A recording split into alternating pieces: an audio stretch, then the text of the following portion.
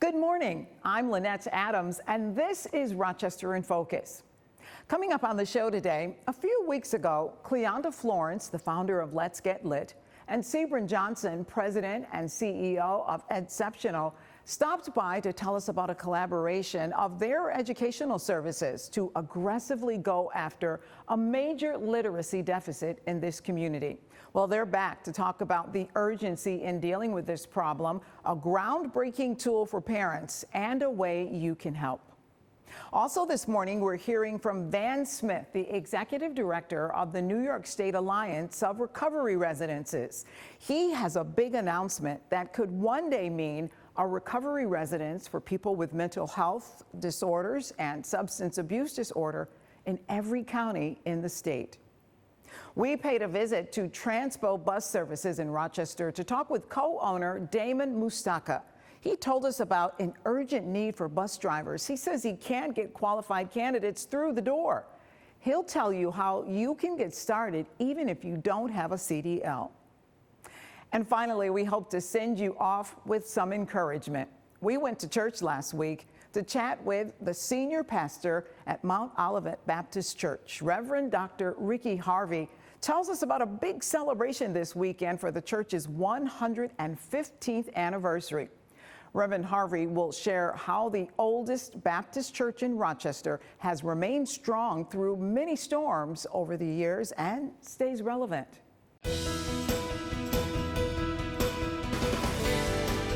Today, again, we're talking about literacy and the need for it in the city of Rochester. And two of my favorite people are here to talk about it. Cleonda Florence, who is the owner of Let's Get Lit, as well as Sebron Johnson, who is the president and CEO of EDceptional. Thank you both for being here. We've been talking about literacy for some time now, but it's because, Cleonda, you say there is an urgency to deal with this issue. Talk about it. When we look at the numbers, because everybody is big on wanting to understand numbers, I want everyone to sit with three particular numbers. 11%, 2 to 4%, and 48%. 48% of New York State 4th to 8th grade students are reading on level. 2 to 4% of 8th graders are proficient in math in the city school district based on statistics from 2023. 11% of 3rd graders in the Rochester City School District are reading on level. And with these numbers sitting with us since 2023, this report, and yet there is no urgency to turn over, unearth what is causing the roots to wrap around these rocks of failure. And no one's taken the time to dig deeper, cut it, replant, and do something better. And that's a problem for me, as well as Sebron. So you say this is alarming. You say we see the results of this on our streets every day. Sure, we do see the results. Cleonda just gave some stats that it's not a secret. We've known this. We've been wrestling with those numbers since 2023 and before, so we know it. We see the numbers. We study the numbers. We've developed frameworks around what can be done in the educational system. We looked at various systems to try to do this. Everybody's looking at the problem, but no one's doing anything about the problem. No one wants to really change this, and we have to ask why. Now, we think there are some things that can be done. At EDceptional, the first thing we did is we said, listen, we want to make sure that all kids have an opportunity to be in a good school.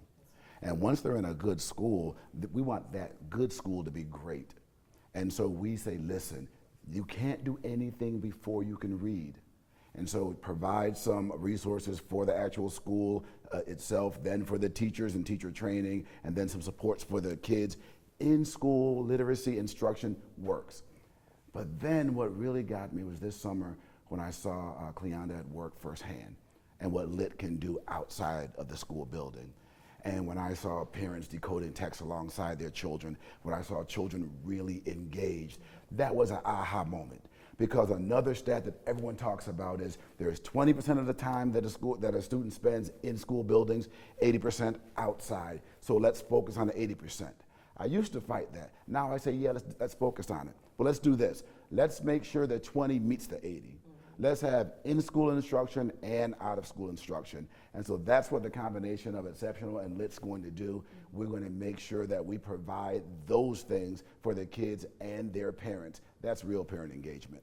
So you two have merged what you offer in a new program. This weekend, people will get a chance to support that in a fundraiser. Talk about that. We do recognize this, that the family has always been the framework that provides solutions for our children. We know that. And so we have to find a way to put the camera lens squarely on the family as part of the rebuilding of community.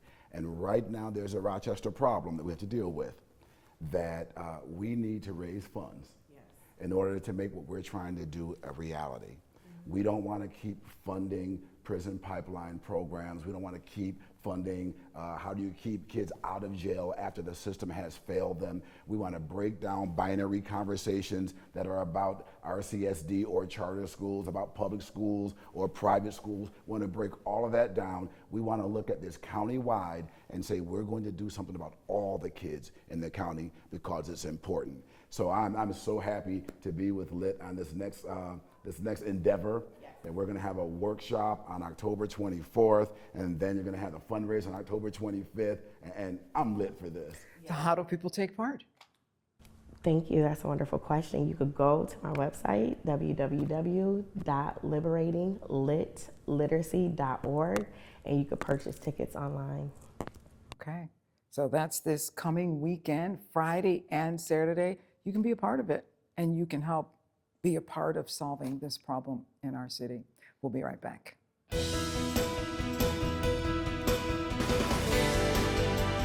For the past 23 years, Van Smith has been working to bring recovery residences to the mainstream and out in the open because he says they work. And Van Smith, who is the executive director of the New York State Alliance of Recovery Residences, NYSAR, is joining me now to talk about a designation that happened not even a month ago for recovery houses in Rochester and now New York State. Welcome. Thank you. So tell me about this designation. What happened and what does it mean? The designation is really a sign of recognition that comes from the National Alliance of Recovery Residences, acronym NAR, N-A-R-R. And NAR is a national organization that works with states in regards to getting recovery housing affiliates set up around the country. Getting this affiliate status is a big deal for New York State because what this allows the New York State Alliance of Recovery Residences to do is to provide training, provide education, and provide support to those individuals who may be out there already running a recovery residence, but running a recovery residence sort of in the shadow. This allows them to be a part of a statewide organization where their program gets recognized as it rightfully should in regards to offering recovery housing in that particular community. And we were talking about this earlier, that your goal is to have a recovery residence in every county in New York State. Right now, you only have 9. So you have a lot of work to do, and you're going to be a busy man, right? Yes, yes, yes. So right now, we have recovery residences, as you stated, in 9 counties. And the goal of the New York State Alliance of Recovery Residences is to have recovery housing in every county in New York State. And yes, we only have 9 now, but the goal is, and the vision is, that we will have recovery housing in every county of New York State. So we got about 53 counties to go. Van, I want to talk a little bit about recovery houses, recovery residences, and why they're a little bit different. You think that they work, and it's a model. Started right here in Rochester, right? Yes, yes. So Recovery Houses of Rochester started in 2002. And what we believe is that recovery housing, recovery residences work because it's all about relationships. Most people that enter recovery residences, they want to be there. They want to be able to seek support from their peers.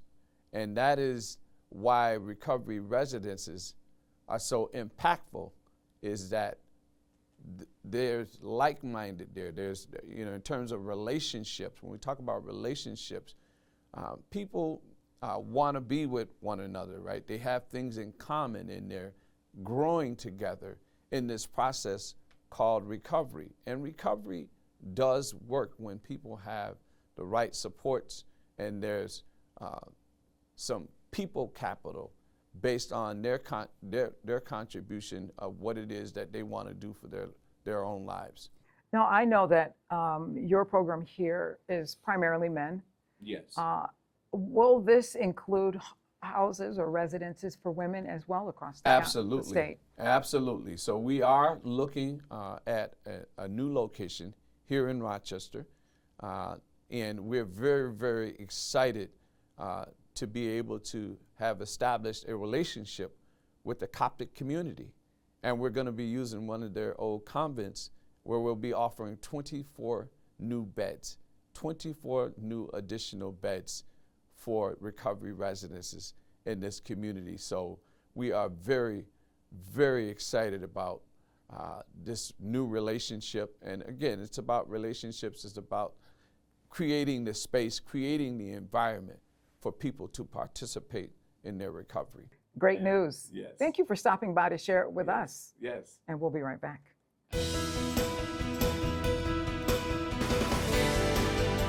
Are you interested in driving a school bus? It seems that there just aren't enough people looking for jobs as bus drivers. At least that's what Damon Mustaka tells me. He's the co-owner of TBS, which is Transpo Bus Services, and you are looking for drivers, new drivers with CDLs, and it's hard to find them, you're telling me. It is very difficult to find in our new world. So what's happening? Are you finding that people aren't even applying for jobs, or when they apply and they go through the training, they aren't interested in taking the jobs? What's happening? I think it's a combination of both. We used to see a lot more applicants. We're not seeing that pool. And the ones that we do get sometimes don't last very long. So take me back to when you started experiencing this problem. I think we talked earlier about COVID, about the pandemic, and that's when things changed. So take me from there up to today. Well, pre-COVID, drivers were making $16, $17 an hour.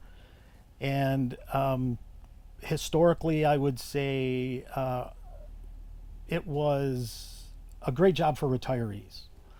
The post-COVID world has taken that demographic and shifted it to much younger folks who are supporting families, whereas we used to have people who were looking to give back, or the retiree who was just looking to work 40 weeks a year, have summers off. It's changed because of the COVID dynamic. And that is hurting business.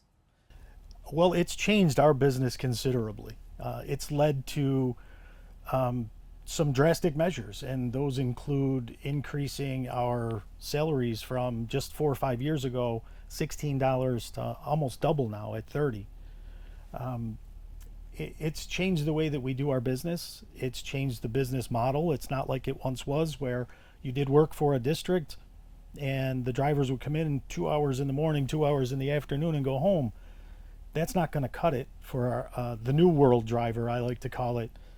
They're supporting families and they need more. So we've changed the model a little bit to allow drivers to come in and work 8 hours a day at the higher rate. So it's better than a livable wage. So you said to me earlier that there's plenty of new business out there that you could get, but you really can't because you don't have the drivers. Right. Several districts in the past, well, since school opened in just the early part of September, several districts have made asks of us that we had to put on the back burner. We'll get to them, and that's the assurance we make to our customers, but we have to make sure that we're appropriately staffed and we have the appropriate vehicle available. So if people may have an interest in driving, what do they need to know? What would they need to get hired by you? First of all, the desire to be around children and be behind the wheel, especially in Rochester with the pending weather coming and traffic. But it's a fairly straightforward process that we can help with. It's a written test, it's a road test, it's a DOT physical, and the rest is up to you. So Damon, I know that you are looking for younger drivers, people who might stay with you for a few years, but there are some people who are concerned about that CDL. Yeah, well, we offer a continuum here. You can start out with an entry-level CDL that is just a written test at DMV. Start off driving a minivan where you're taking one or two kids to school, and you demonstrate a good work history with us. After 90 days, we'll get you in a training program, and that would allow you to drive a bigger vehicle and make $30 an hour. So there really is no situation that you can't overcome for the most part. Once People you really have, want to drive. Once you have a CDL and prove to us that you want to drive for a living, we will make it happen for you. So how can people get in touch with you if they want to drive? A couple different ways. You can come to our operations center at 30 Hart Street, downtown Rochester, or you can call us at 585-232-1302. And get the ball rolling. Let's get the ball rolling. We'll be right back.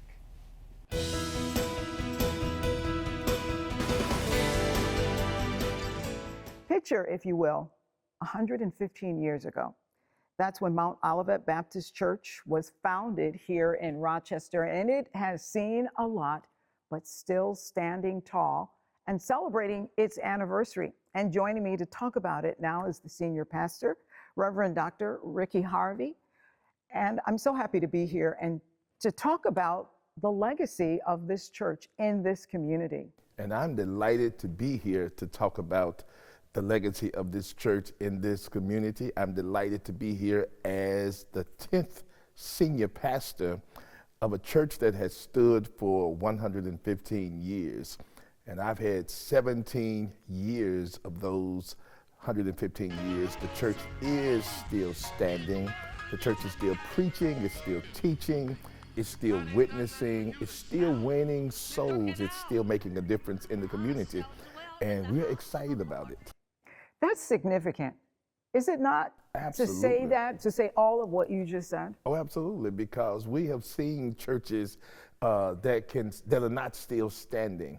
And we have so much to be grateful for because we're standing behind the pandemic, we're standing behind different epidemics that took place. We were standing behind the economy that has fallen and caused many great churches to close. And we're just excited because now we get to not only have 115 years behind us, but project another 100 years for this church to stand, serve in this community. Let's talk about your big weekend.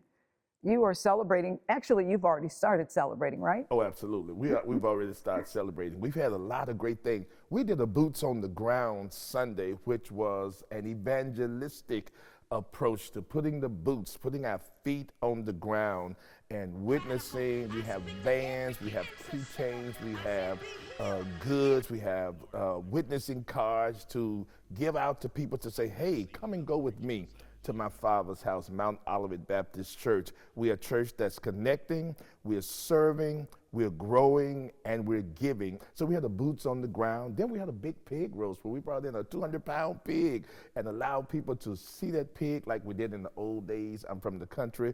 We had a walk-a-thon where many of us gathered for health reasons to walk and enjoy each other, fellowship.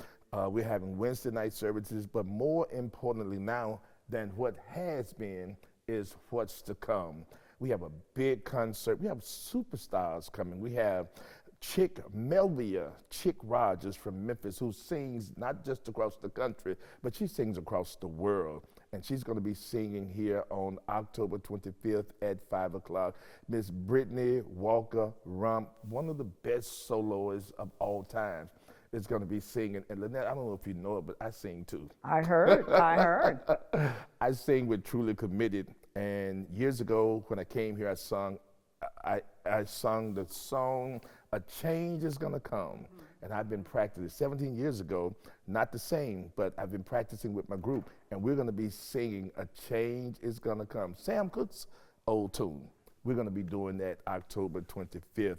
And we wanna pack this place out for fellowship, for fun, for preparation for the big celebration that's going to take place on October 26th. We're bringing back the former youth pastor of this church, Dr. James McCarroll. We're excited about that. Boy, that is going to be a big weekend. How has this church been able to stand? Well, we've stood one, and this sounds churchy, but we've stood on the word. We've stood on the word of God. We've continued to preach.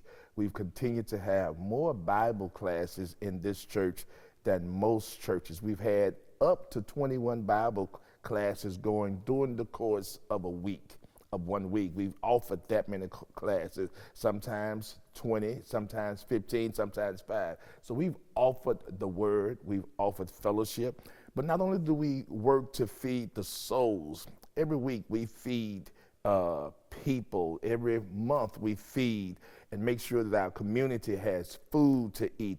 We've done things like clothing, clothes closets. We do angel trees, and then we've had people like to partnership with us. St. John Fisher has come in. We've had Christmas baskets, Thanksgiving baskets. We look out for the people, and when you look out for the people will look out for the church. Can't really add much to that.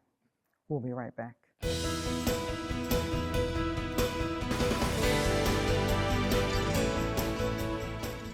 Thank you to all of our guests this morning. If you would like contact information, just go to WHGC.com, click on the Rochester in Focus tab, and go to this week's show. And if you would like to join us as a guest, here's how you can reach the show. Well, that's all the time we have. If you're wondering what your neighbors and friends are doing to make Rochester a great place to live, join us each Sunday morning for Rochester in Focus right here on News 10 NBC. Have a great week.